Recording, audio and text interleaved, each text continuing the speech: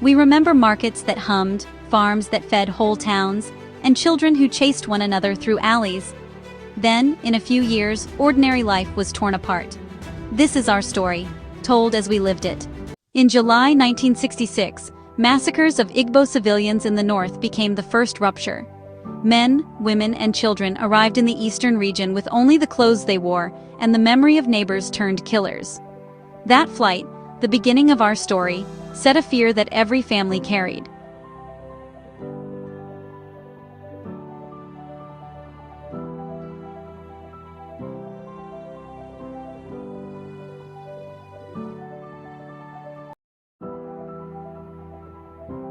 May 30, 1967.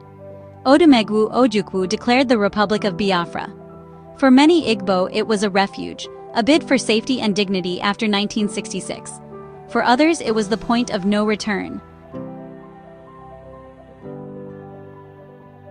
A small land preparing to stand against a larger state.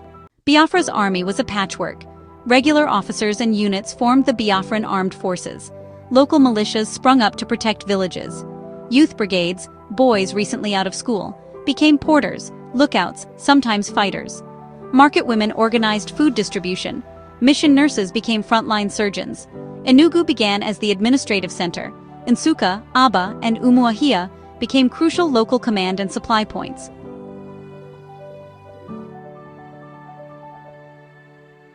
Units rotated between formal battalions and village defense groups as the front shifted. In September 1967, federal forces captured Enugu, the capital of the eastern region. It was a political and psychological blow, a first turning point that pushed the Biafran command to reorganize and scatter its forces. Cut off from regular arms markets, Biafran engineers improvised. The Ogbunigwe, homemade explosives and rockets, became both weapon and symbol.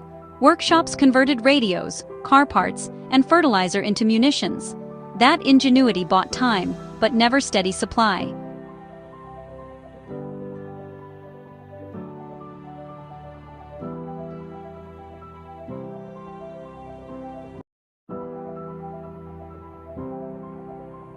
Control of the rivers was decisive.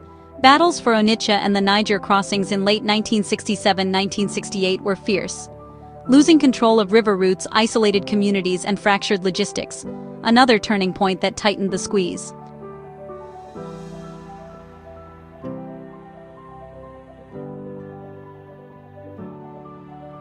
A network of clandestine airlifts and private suppliers kept hope alive. Pilots flew from Europe and West Africa. Private dealers and a few sympathetic agents supplied weapons and funds. Nations did not openly recognize Biafra, but private and covert support arrived, intermittently, at great risk, and never enough. The federal blockade strangled food, medicine, and fuel. Markets emptied, hospitals ran out of antibiotics.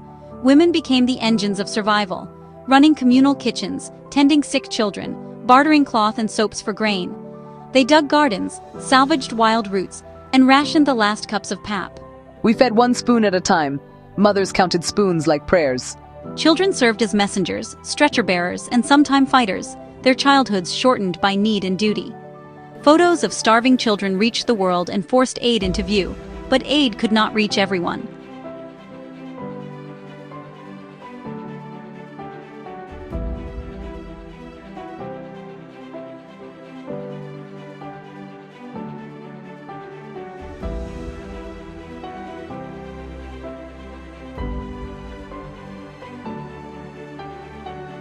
May 1968, Port Harcourt fell. Losing the ports and oil infrastructure cut the last reliable maritime routes and robbed Biafra of economic lifelines. This was the turning point after which famine became nationwide. In the later phase, Biafran defense relied on guerrilla tactics and small battle groups, remnants of the regular army, village militias in the riverine Oguta and Ndoni areas, and special units deploying Ogbunigwe in ambushes. Federal forces used massed firepower. Biafrans used mobility, local knowledge, and improvised defenses.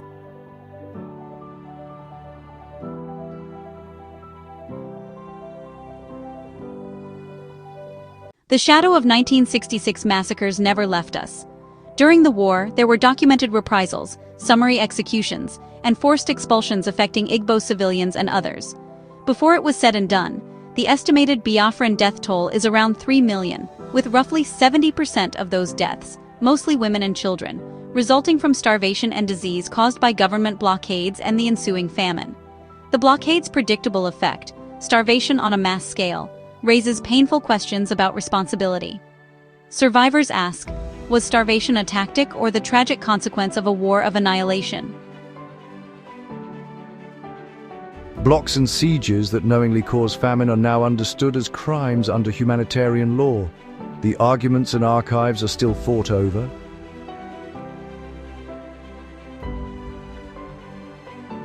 By late 1969, clandestine routes were choked, airlifts became impossible, supplies and fuel dwindled. Ojukwu left to seek asylum. Leaders faced impossible choices. On January 15, 1970, Biafran leaders surrendered. "No victor, no vanquished," were the words that followed, a pledge that could not erase the scale of loss. After the guns fell silent, rebuilding began inside a landscape of grief. Businesses and homes were gone, family lines were broken. Women who had held communities together became mothers of recovery. Literature, song, and memory kept stories alive. Chinua Achebe's pen, oral histories, the songs mothers sang at graves. Diaspora communities carried memory farther, keeping questions of justice and recognition alive.